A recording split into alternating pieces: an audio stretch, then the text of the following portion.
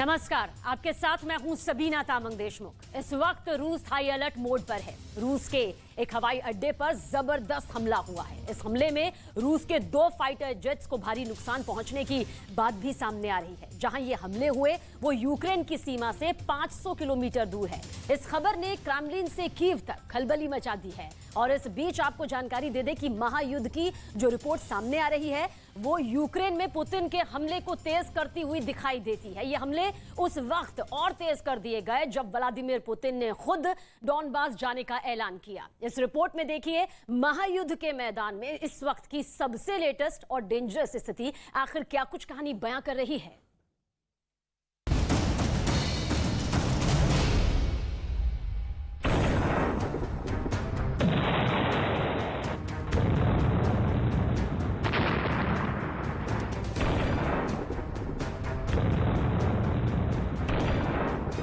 इस वक्त महायुद्ध में तोपों का मुंह यूक्रेन के पूर्वी और दक्षिणी इलाकों में मुड़ा हुआ है। यूक्रेन के प्रेसिडेंट ज़ेलेंस्की इस बात से सशंकित हैं कि रूस के प्रेसिडेंट पुतिन डॉनबास का दौरा करने वाले हैं। क्रेमलिन से यह खबर आग की तरफ फैलती हुई कीव पहुंचते ही प्रेसिडेंट और उनके टॉप के एडवाइजर सुपर एक्टिव मोड में हैं। कीव में हलचल अचानक आसमान पर पहुंच गई है। बारूद से जलते हुए मुल्क में पुतिन के उतरने का मतलब आखिर क्या है, इसकी डिटेल आपको दिखाएंगे। फिलहाल महायुद्ध की सबसे लेटेस्ट रिपोर्ट देख लीजिए। खेरसॉन की हाहाकारी हार के बाद अब पुतिन की सेना बख्मुत के मोर्चे पर भीषण जंग लड़ रही है। वैसे भी रूस के कब्जे से 50% इलाकों को ज़ेलेंस्की छुड़ा लेने का दावा कर रहे हैं। नीपर नदी इस वक्त रूस और यूक्रेन की फौज की गोलाबारी से दहल रही है। ज़पोरिज़िया के गांव में रूस की सेना अटैक कर रही है। नीप्रोपेट्रोवस्क पर भी रूस ने हमले तेज कर दिए हैं। बख्मुत इस वक्त पुतिन का टारगेट नंबर 1 है। रूस की सेना के लिए बख्मुत फ्रंट आसान नहीं है। कुछ दिन पहले बख्मुत के हिस्सों पर रूस की फौज ने कब्जा किया भी, लेकिन इस लड़ाई में रूस के सैनिकों की मौत भी हुई। रूस की आर्मी की यह कोशिश है कि यूक्रेन के लाइन ऑफ डिफेंस को तोड़ना है तो उसे बख्मुत पर कब्जा करना होगा। बख्मुत से होकर ही रास्ता पॉक्रोव्स्क, स्लोवियांस्क, क्रामातोर्स्क तक जाता है। खेरसॉन में मिले हार के घाव पर बख्मुत की जीत वाली मरहम लगाने के लिए रूस की सेना यूक्रेन की सेना से भीषण जंग लड़ रही है। इस बीच यूक्रेन ने पुतिन पर संगीन आरोप लगाए हैं कि रूस की सेना नागरिक इलाकों में मिसाइलों से अटैक कर रही है। युद्ध में सिर्फ आर्मी शेल्टर को ही दुश्मन देश टारगेट करते हैं। अंतर्राष्ट्रीय नियमों के तहत युद्ध में इस संधि पर हस्ताक्षर करने वाले राष्ट्र युद्ध में इसका अनुपालन करने के लिए बाध्य होते हैं। लेकिन युद्ध की शुरुआत से ही पुतिन पर ज़ेलेंस्की ने खुला आरोप लगाना शुरू किया कि रूस की सेना यूक्रेन के नागरिकों के सिर को निशाना बना रही है। कई बार स्कूल, अस्पताल या स्टेशन के विध्वंस की तस्वीरें भी आप तक पहुंची हैं, लेकिन इन सब के बीच खेरसॉन फिर जल रहा है। रूस के सैनिक खेरसॉन में बड़ी तादाद में माइंस और ट्रिप वायर्स जैसे कई घातक साजो सामान छोड़कर गए हैं। खेरसॉन में यूक्रेन की आर्मी ने ऐलान किया है कि उसने रूस के सैनिकों के छोड़े करीब 4200 एक्सप्लोसिव डिवाइस यानी विस्फोट करने वाले यंत्र को सीज किया है। अब तक 1250 डिवाइसेस को डिस्ट्रॉय यानी उनका नाश किया है। खेरसॉन के लोगों के लिए युद्ध वाले गम के अंधेरे के बीच अब खेरसॉन में 75% रोशनी लौट आई है। लेकिन ज़ेलेंस्की की खेरसॉन वाली जीत बहुत छोटी है। यह समझने के लिए आपको यह देखना जरूरी है कि इस वक्त यूक्रेन के कितने प्रतिशत इलाके या शहरों पर कब्जे का दावा है। लोहांस्क, मारियोपोल, खेरसॉन, क्राइमिया। यहां यह बिल्कुल क्लियर कर लें कि जिस खेरसॉन पर ज़ेलेंस्की दोबारा कब्जा कर लेने का दावा कर रहे हैं वो अभी पूरा रूस के नियंत्रण से बाहर नहीं गया है। इसीलिए खेरसॉन में अभी फाइट चल रही है। खेरसॉन का सच ये है कि यहां रूस की सेना की फर्स्ट लाइन ऑफ डिफेंस को यूक्रेन की सेना वेधने में कामयाब रही। रूसी फौज को यहां से भागना पड़ा। दुनिया भर में मैसेज प्रसारित हुआ कि पुतिन को जेलेंस्की ने ईंट का जवाब पत्थर से दिया है। जेलेंस्की इस जीत से प्रसन्न अब विंटर वॉर की तैयारी कर रहे हैं। एक सफल कमांडर की तरह वो सर्दी के सितम से अपने सैनिकों को बचाने के लिए साजो सामान जुटा रहे हैं। इस काम में ब्रिटेन और अमेरिका जेलेंस्की की मदद कर रहे हैं। Ворог дуже сподівається використати зиму проти нас, зробити зимовий холод і труднощі частиною свого терору. Ми ж маємо зробити все, щоб вистояти цю зиму. Як би це не було важко. Вистояти, і ми вистоїмо. Вистояти цією зимою – це відстояти все. У Росії ще поки є ракети і перевага в артилерії. Так, але у нас є те, чого окупант не має і не матиме. Ми захищаємо свій дім, а це дає нам найсильнішу мотивацію з можливих. जेलेंस्की 10 महीनों से युद्ध के मैदान में टिके हैं, तो वो यूक्रेन की जनता की ताकत है। यूक्रेन के युवा अपने सुप्रीम कमांडर जेलेंस्की के साथ खड़े हैं। एकजुट और एक बद्ध जेलेंस्की का ऑर्डर फॉलो हो रहा है। Щоб пройти цю зиму, ми маємо ще більше допомагати одне одному, ніж будь-коли. І ще більше дбати про одне одного. І не питайте, будь ласка, чи допомогти і чим. Просто допомагайте, коли бачите, що можете це зробити. Щоб пройти зиму, ми маємо бути ще більш стійкими і ще більш єдиними, ніж будь-коли. Не можна допускати жодних внутрішніх конфліктів і чвар, які можуть послабити нас усіх. जेलेंस्की की जनता युद्ध में उनके साथ है और खुद यूक्रेन के एक अफसर का दावा है कि अब तक 10 से 13 हजार तक की यूक्रेन की सेना युद्ध में मारी गई है, जबकि रूस के 90,000 सैनिकों को मारने का दावा यूक्रेन कर रहा है। इस बीच रूस में सैनिकों की कमी का नया आंकड़ा आया है। आप समझ सकते हैं कि युद्ध किस दिशा की ओर अग्रसर है। जेलेंस्की की जीत और पुतिन की हार ने मॉस्को को खौला दिया है। खेरसॉन वाली लड़ाई पुतिन को शूल की तरह चुभ रही है और यही लड़ाई दुनिया की शांति को भी खाए जा रही है। आप एक रिपोर्ट देखकर चौंक जाएंगे कि दुनिया भर में शांति की अपील के बीच दुनिया में हथियारों की खपत बढ़ गई है। ये हथियार अपनी रक्षा की गरज से कम खरीदे या बेचे जा रहे हैं। इन हथियारों की खरीद फरोख्त के पीछे अपनी शक्ति का प्रदर्शन है। यूक्रेन युद्ध की तस्वीरों ने दुनिया को न्यू आर्म्स रेस में झोंक दिया है। Stockholm International Peace Research Institute यानी सिप्री की रिपोर्ट चौंकाने वाली है। कोरोना से उपजी समस्या और यूक्रेन युद्ध के बीच आपको जानकर ताज्जुब होगा कि दुनिया में हथियारों की बिक्री लगातार 7वें साल भी नए रिकॉर्ड बना रही है। दुनिया की टॉप 100 आर्म्स कंपनियों की सालाना रिपोर्ट बता रही है कि हथियारों की खरीद में इस साल 1.9% का इजाफा हुआ है। ये कारोबार अब $592 बिलियन तक पहुंच गया है। सिप्री ने कहा है कि सप्लाई चेन के ठप पड़ने और रूस यूक्रेन युद्ध के कारण हमें हथियारों के व्यापार में गिरावट का अनुमान था। हथियारों के दम पर ही जेलेंस्की जंग में पुतिन के सामने टिके हुए हैं। नाटो और अमेरिका ने जेलेंस्की को हथियारों से लाद दिया है। क्या पैट्रियट मिसाइल हो या नेसम्स या जेवलिन मिसाइल, अमेरिका से आए हथियारों ने रूस की सेना को नाकों चने चबाने पर मजबूर कर दिया है। इस बीच वो रिपोर्ट भी याद आती है कि जब जो बाइडेन सरकार ने एक कमेटी बनाई थी जिसमें दुनिया भर में हथियारों की जरूरत वाले देश की लिस्ट बनाने की बात हुई थी, सिप्री ने जो रिपोर्ट जारी किया है उसमें हथियार सप्लाई में अमेरिका नंबर 1 है। दुनिया के कुल हथियारों का अकेले 51% यानी आधे से ज्यादा सिर्फ अमेरिका सेल करता है। अमेरिका के बाद चीन 18% के बाद 2 नंबर पर है। उसके साथ ब्रिटेन 6.8% के साथ नंबर 3 पर है। 4.9% के साथ फ्रांस नंबर 5 पर है। हथियारों की सेल में जापान का परसेंट है 1.5, जर्मनी 1.6, इटली 2.8, दक्षिण कोरिया 1.2, रूस 3% और इजराइल दुनिया को 2% हथियारों की खरीद बिक्री करता है। युद्ध में हथियारों की कमी सेना के कमजोर होने की पहली गारंटी है। पुतिन के तोपों और मिसाइलों की बर्बादी के बीच सवाल उठ रहे हैं कि जिस रफ्तार से हथियारों का इस्तेमाल कर रहे हैं उनके पास कितने हथियार बच गए हैं। इस बीच सिप्री की रिपोर्ट इन हथियारों की कहानी बयां करती है। सिप्री की रिपोर्ट में कहा गया है कि फरवरी 2022 में रूस के यूक्रेन पर आक्रमण के कारण दुनिया भर की हथियार निर्माता कंपनियों की सप्लाई चेन पर असर पड़ने की संभावना थी। पश्चिमी देशों के लिए रूस हथियारों के उत्पादन में इस्तेमाल होने वाले कच्चे तेल का एक अहम सप्लायर था। ऐसे में अनुमान जताया जा रहा था कि यह अमेरिका और यूरोपीय देशों को अपनी सेना को मजबूत करने के सपनों को चकनाचूर कर सकता था। इन देशों ने यूक्रेन को अरबों डॉलर के गोला बारूद और दूसरे जरूरी उपकरणों की सप्लाई की थी।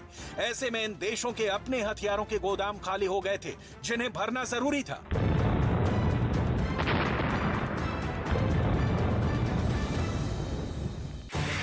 सिप्री के मुताबिक दुनिया भर की टॉप 100 हथियार निर्माता कंपनियों की सूची में अकेले अमेरिका की 40 कंपनियां शामिल हैं। 100 कंपनियों की इस सूची में चीन की 8 हथियार निर्माता कंपनियां शामिल हैं। अमेरिकी कंपनियों ने 2021 में कुल $299 बिलियन की बिक्री की। चीन की कंपनियों ने $109 बिलियन के हथियार बेचे हैं। इस लिस्ट में टॉप पर काबिज 5 कंपनियों में सभी अमेरिका की हैं। इनमें Lockheed Martin, Raytheon Technologies, Boeing, Northrop Grumman और जनरल डायनामिक्स शामिल हैं। इस साल से नहीं, पिछले कई सालों से चीन हथियार सप्लाई में अमेरिका को पीछे छोड़ टॉप पर पहुंचना चाहता है। लेकिन अमेरिका की वेपन स्ट्रेटजी के तहत अमेरिका सिर्फ हथियार बेचता ही नहीं, उसे यूक्रेन और ताइवान जैसे देशों को अपनी आजादी सुरक्षित रखने के लिए देता भी है, वो भी बहुत कम रेट पर। हालांकि इसके पीछे मंशा होती है अमेरिका के चौधरीपन वाले चेहरे को बरकरार रखने की। ज़ेलेंस्की को बोरे में नहीं, ट्रकों में भरकर हथियार मिल रहे हैं और युद्ध क्षेत्र में इसका असर भी दिख रहा है। रूस के सैनिकों के हाथ से जीता हुआ यूक्रेन निकलता जा रहा है और पुतिन सिर्फ आंखें लाल करने के सिवा और कुछ नहीं कर पा रहे। इधर युद्ध के हर बीतते दिन के साथ हथियारों की खपत बढ़ती जा रही है। दुनिया के दादाओं के इस जुमले के साथ शांति लाई जा रही है, हथियार नष्ट किए जा रहे हैं, हथियार बनाने बंद किए जा रहे हैं।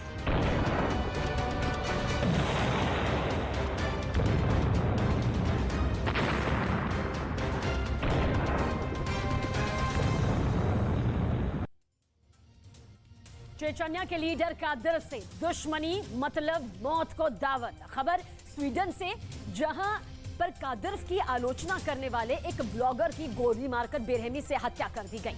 लेकिन इससे भी बुरे हालात सामने आए हैं मारियोपोल में, जहां रमजान कादिर का कंट्रोल है। लेकिन यहां की कुछ ऐसी तस्वीरें लीक हो गई कि पूरी दुनिया में हड़कंप मचा हुआ है।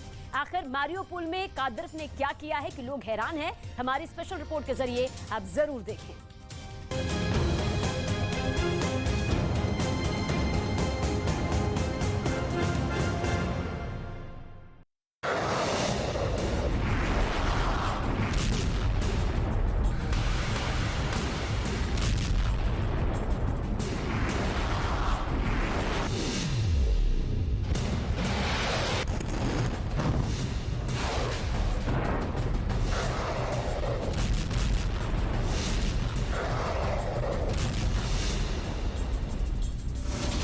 अंतरिक्ष से देखा पुतिन की शक्ति का निशान।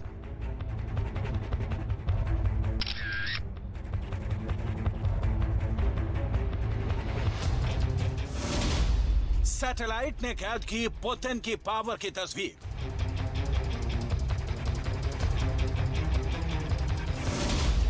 दुनिया देखकर हैरान है। जंग के 8 महीने बाद मारियोपोल का नया चेहरा सामने आया।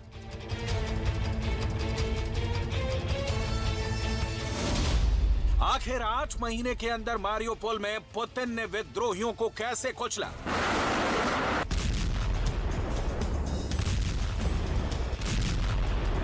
रूस की आर्मी ने ऐसा क्या किया है जिसका अंदाजा ज़ेलेंस्की और उनकी कोर टीम को भी नहीं लगा?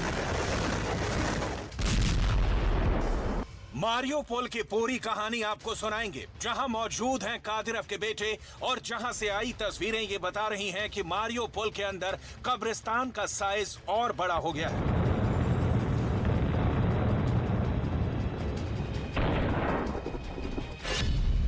रूस और यूक्रेन के युद्ध से पूरी दुनिया में 32 लाख करोड़ का नुकसान आखिर कैसे हुआ है?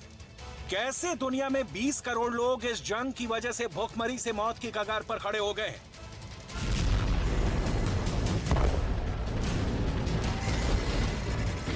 ये भी आपको समझाएंगे, लेकिन सबसे पहले चलेंगे खेरसॉन, जहां यूक्रेन के कब्जे वाले इलाके में रूस की आर्मी जबरदस्त गोलाबारी कर रही है। इस गोलीबारी के अंदर यूक्रेन के कई लोगों के घर जलकर राख हो गए हैं। खेरसॉन के लोगों के सिर पर मौत मंडरा रही है। पुतिन की फौजों ने दुश्मन की रातों की नींद भी पूरी तरह से छीन ली है। घायल नागरिक अपनी मरहम पट्टी करवाने में जुटे हैं। Еще не спал. И потом такой хлопок, ну как удар, взрыв, и мне на постель посыпались эти осколки какие-то. Ну что-то, ну упало, короче.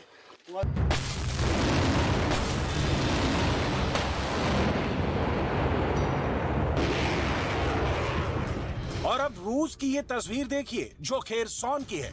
यहाँ पर भी रूस ने रॉकेट से हमला किया है।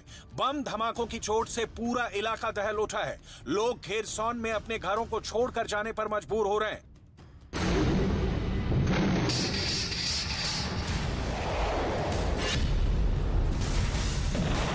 जो खेरसॉन में आज हो रहा है वही फरवरी से लेकर मई तक मारियोपोल में हुआ है। मारियोपोल में रूस और यूक्रेन के युद्ध में इतनी जबरदस्त तबाही मची है कि पूरा मारियोपोल बर्बाद हो गया।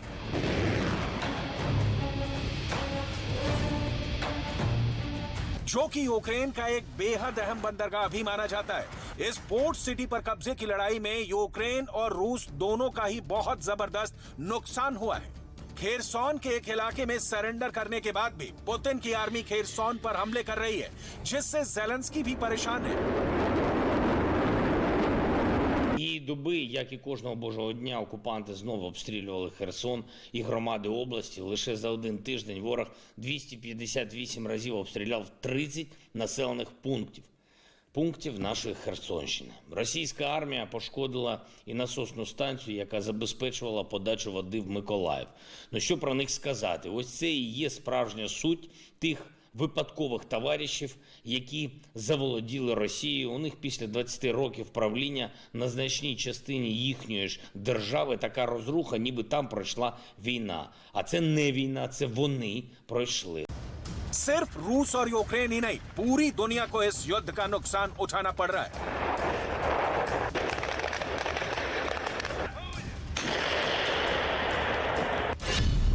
युद्ध की वजह से विश्व की अर्थव्यवस्था को अब तक $4 ट्रिलियन यानी करीब 30 लाख करोड़ का नुकसान हो चुका है। यूक्रेन के राष्ट्रपति ज़ेलेंस्की के आर्थिक सलाहकार ओलेग उतेन्स्को ने बयान दिया है कि यूक्रेन को युद्ध की वजह से करीब 8 लाख करोड़ रुपए का नुकसान हो चुका है। रूस अब तक यूक्रेन पर युद्ध करने में कम से कम 8 लाख करोड़ रुपए फूंक चुका है। दूसरी तरफ अमेरिका और यूरोप इस युद्ध में करीब 13 लाख करोड़ रुपए की मदद यूक्रेन को दे चुके हैं। लेकिन यह नुकसान फिर भी ईंट पत्थरों का नुकसान है। इंसानी जानों का जो नुकसान मारियोपोल में हुआ है उसका भी पूरा आंकड़ा आपको बताएंगे। 4 महीने की घेराबंदी और जद्दोजहद के बाद आखिरकार रूस ने अपने पांव यूक्रेन के मारियोपोल के अंदर बड़ी ही बेरहमी से जमा लिए हैं। ये एक सैटेलाइट तस्वीर मारियोपोल के रूस की आर्मी बेस की है। ये यू आकार का है जो शहर के सेंटर के बीचों बीच में रणनीतिक रूप से बसाया गया है। इसकी छत पर रूसी सेना के लाल, सफेद और नीले रंग के झंडे साफ देखे जा सकते हैं, जिसमें यह भी लिखा हुआ है मारियोपोल के लोगों के लिए।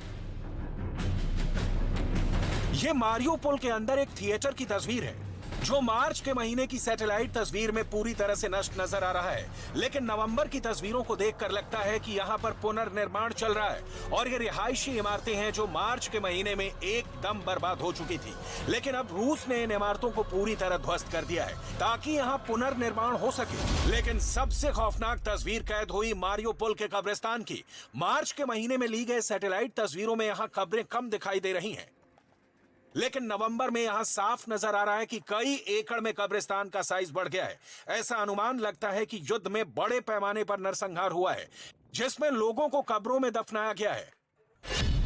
मारियोपोल की जंग में 14,000 सैनिक रूस की तरफ से लड़े और करीब 8,000 सैनिक यूक्रेन की तरफ से लड़े।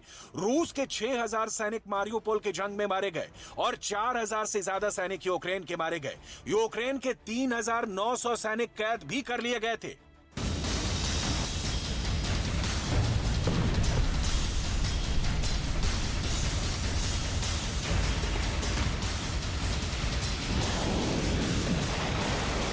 इसके अलावा यूक्रेन का दावा तो ये भी है कि मारियोपोल के अंदर में यूक्रेन के 25,000 लोग भी मारे गए। अब सवाल ये उठता है कि अगर यूक्रेन का आरोप सही है तो फिर आम लोगों का नरसंहार किसने किया है? यहाँ पर कादिरव की आर्मी ने भी पूरा कंट्रोल किया हुआ है। कादिरव को ये जगह इतनी सेफ लग रही है और यहाँ पर रूस के पांव इतने मजबूत लग रहे हैं कि उसने अपने तीनों बेटों को भी तैनात कर दिया है। मारियोपोल से ही पकड़कर कादिरव के बेटों ने कुछ यूक्रेनी आर्मी के कैदियों को चेचन्या लाकर गुलाम के रूप में कादिरव को भी गिफ्ट कर दिया था, जिस पर कादिरव अपने बेटों की बहादुरी देखकर काफी खुश था। तो सवाल यह है कि जब पूरा मारियोपोल कादिरव के कंट्रोल में है तो तबाही, नरसंहार के आरोप और कब्रिस्तान का साइज बढ़ने का जिम्मेदार आखिर किसको माना जाएगा? यूरोपियन यूनियन ने इस घटना को वॉर क्राइम कहा है और सीधे सीधे इसके लिए पुतिन और रूस की आर्मी को जिम्मेदार माना है।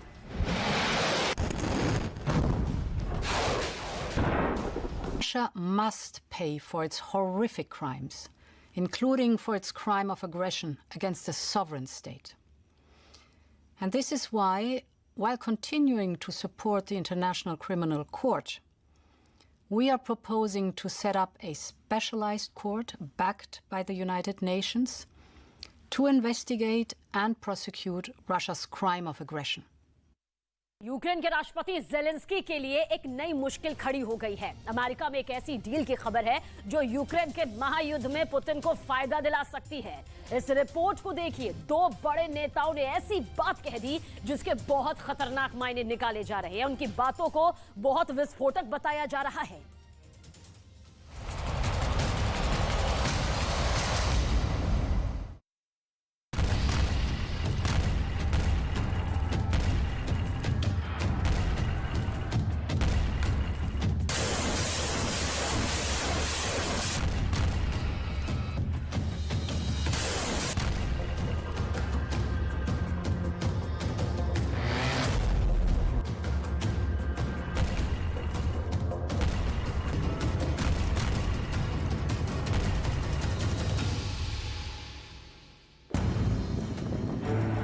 क्या नेटो बिखर जाएगा? क्या पुतिन का डिवाइड एंड रूल फॉर्मूला चल गया? क्या नेटो चकनाचूर हो जाएगा? आखिर दिसंबर के शुरू होते ही यूरोप में क्या हुआ कि जेलेंस्की को सामने हार नजर आने लगी? आखिर 2023 से पहले क्या हुआ कि जेलेंस्की के दोस्तों को पुतिन का सबसे बड़ा खौफ नजर आने लगा और अब सब बहुत ज्यादा डर गए हैं। इसका सबसे बड़ा इशारा फ्रांस के राष्ट्रपति इमैनुअल मैक्रों की तरफ से आया, जिनका पिछले दिनों अमेरिका का दौरा भी काफी चर्चा में रहा। मैक्रों ने फ्रांस के ही मीडिया को दिए इंटरव्यू में कहा कि यूरोप को अपनी सुरक्षा का रोड मैप खुद तैयार करना होगा। लेकिन सबसे बड़ी बात जो जेलेंस्की को अखरी, वो था मैक्रों का रूस पर बयान। मैक्रों ने कहा कि यूरोप को सोचना चाहिए कि कैसे रूस को सुरक्षा की गारंटी दी जा सकती है, और दूसरी बात यह कि अगर रूस बातचीत के लिए तैयार होता है तो उसे सुरक्षा की गारंटी देने पर विचार करना चाहिए। दरअसल मैक्रों ने यह बात ऐसे वक्त कही है जब पुतिन का गुस्सा उबाल खा रहा है। खेरसॉन हारने के बाद पुतिन ने वहां कैसी बमबारी की है, ये उसकी एक छोटी सी झलक है। तबाही चारों ओर हो रही है और इसकी वजह रूस की नॉन स्टॉप बमबारी है। ये तस्वीरें खेरसॉन से कीव भी पहुंची।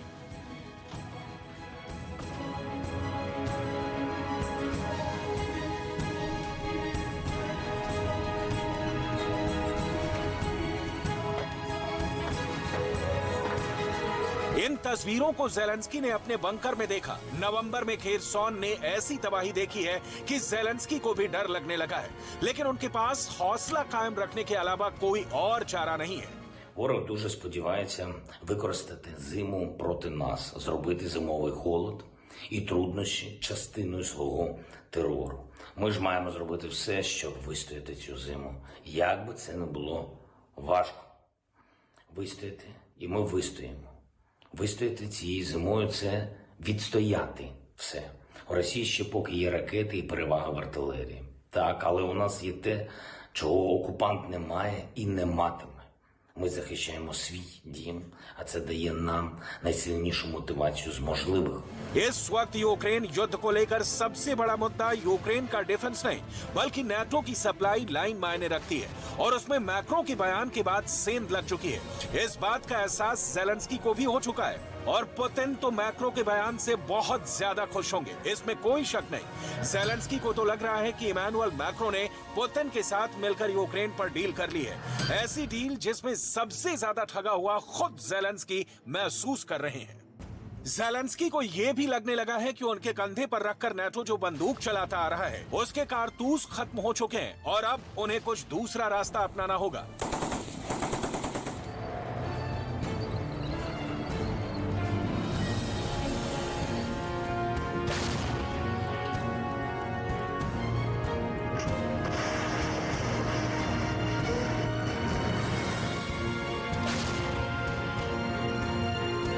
मैक्रो के बयान पर यूक्रेन के राष्ट्रीय सुरक्षा परिषद के प्रमुख ओलेस्की दानिलेव ने ट्वीट करके कहा कि कोई आतंकवादी और हत्यारे देश को सुरक्षा की गारंटी देना चाहता है, युद्ध अपराध के केस चलाने की जगह समझौता करना चाहता है। यूक्रेन युद्ध को लेकर इस वक्त सबसे ज्यादा तनाव यूक्रेन के बॉर्डर पर ही, ये बेलारूस का भी बॉर्डर है और नेटो का भी बॉर्डर है। इस बात को बाइडेन भी जानते हैं। मैक्रो ने उनसे मुलाकात के दौरान यूक्रेन पर काफी देर तक बात की, लेकिन बाइडेन ने इस मीटिंग के बाद क्या कहा, बहुत गौर से देखिएगा। There's one way for this war to end, the rational way. Putin to pull out of Ukraine, number one. But it appears he's not going to do that. He's paying a very heavy price for failing to do it, but he's inflicting incredible carnage on the civilian population of Ukraine. Bombing nurseries, hospitals, children's homes. It's sick what he's doing. But the fact of the matter is, I have no immediate plans to contact Mr. Putin. Mr. Putin is, let me choose my words very carefully. I'm prepared to speak with Mr. Putin if, in fact, there is an interest in him deciding he's looking for a way to end the war. He hasn't done that yet.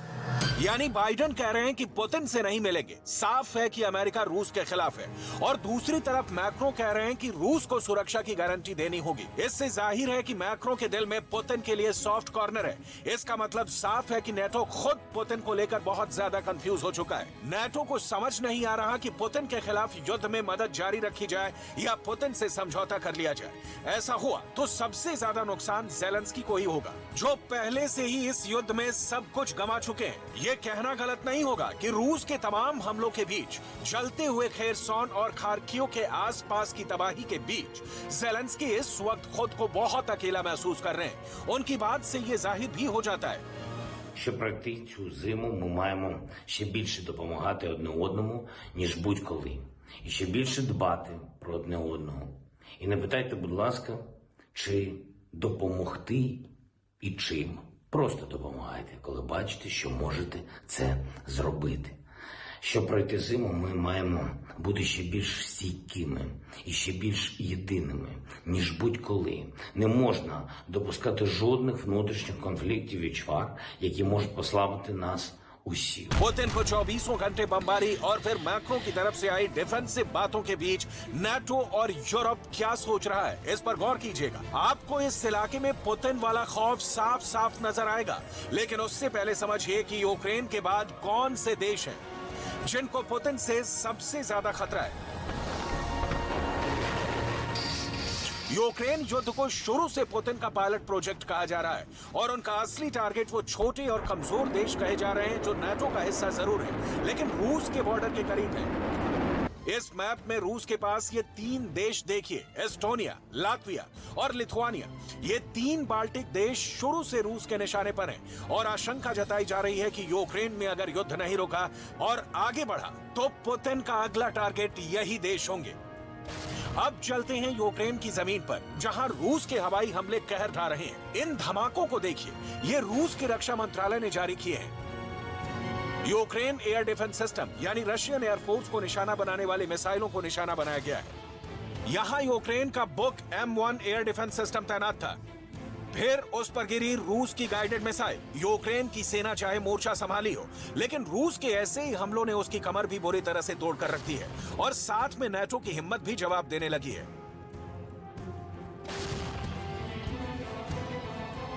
Finland, जो अभी NATO सदस्य नहीं है, वहां की प्रधानमंत्री सना marine ने कहा है कि यूरोप को अपना बचाव खुद करना होगा। सना मैरिन ने कहा है कि हमें मजबूत बनना होगा और यूरोप इस वक्त मजबूत नहीं है। अमेरिका के बिना यूरोप बहुत बड़ी मुसीबत में पड़ जाएगा। Make sure that we are stronger. And now I must be very honest, brutally honest with you. Europe isn't strong enough right now. We would be in trouble without the United States involving the war in Ukraine. The United States has given a lot of weapons, a lot of financial aid, a lot of humanitarian aid to Ukraine, and Europe isn't strong enough yet. Australia के दौरे पर गई सना marine को रूस का डर बहुत सता रहा है। वो जानती हैं कि पुतिन अगर यूक्रेन से आगे बढ़े तो उनकी रेंज में जो देश होंगे उसमें फिनलैंड का भी नंबर आएगा।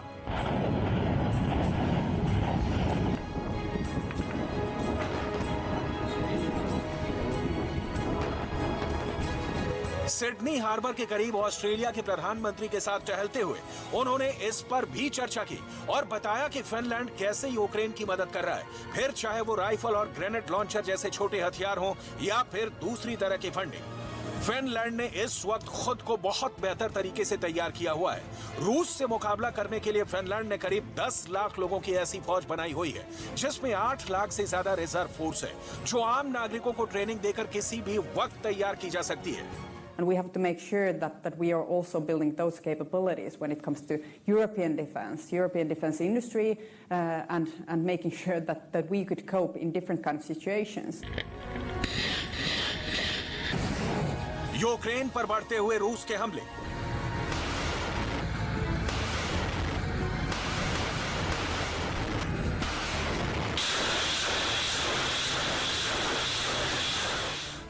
मैक्रो का पुतिन को लेकर सॉफ्ट कॉर्नर और अब सना मैरिन की बातें, इनसे जाहिर है कि यूरोप बहुत डरा हुआ है। फिनलैंड और स्वीडन ने मई में नाटो में शामिल होने की अर्जी दायर की थी, लेकिन अभी इसमें टर्की और हंगरी की तरफ से मंजूरी आनी बाकी है। यानी नाटो कैसे बढ़े और मजबूत बने, इस पर भी पूरे संगठन में एक राय नहीं है। Russia must also pay financially for the devastation that it caused. The damage suffered by Ukraine is estimated at 600 billion euros. Russia and its oligarchs have to compensate Ukraine for the damage and cover the costs for rebuilding the country. And we have the means to make Russia pay. We have blocked 300 billion euros of the Russian central bank reserves, and we have frozen 19 billion euros of Russian oligarchs' money. Europe के नेता Putin की खिंचाई भी करते हैं, लेकिन अंदर से यूरोप बहुत डरा हुआ है, इसमें कोई शक नहीं है। नाटो ने इस युद्ध की शुरुआत में ही कह दिया था कि नाटो यूक्रेन की जंग में शामिल नहीं होगा। ना वो अपनी सेना भेजेगा, ना ही वो अपने विमान देगा और ना ही नाटो यूक्रेन में एयर डिफेंस जोन भी बनाएगा। नाटो के इलाके की पूर्वी सीमा के ठीक बगल में बहुत बड़ी जंग चल रही है और इस बीच नाटो का कोल्ड रेस्पॉन्स भी जारी है। नाटो के कई सदस्य देशों को लग रहा है कि रूस आगे उन पर हमला कर सकता है। नाटो देश या ये ग्रुप क्या है, इसे आपको 5 पॉइंट में समझाते हैं। नाटो यानी नॉर्थ अटलांटिक ट्रीटी ऑर्गेनाइजेशन, ये सैन्य गठबंधन 1949 में कायम हुआ। शुरुआत में इसमें 12 देश थे, जिनमें मुख्य रूप से अमेरिका, कनाडा, ब्रिटेन और फ्रांस शामिल थे। इसका मूल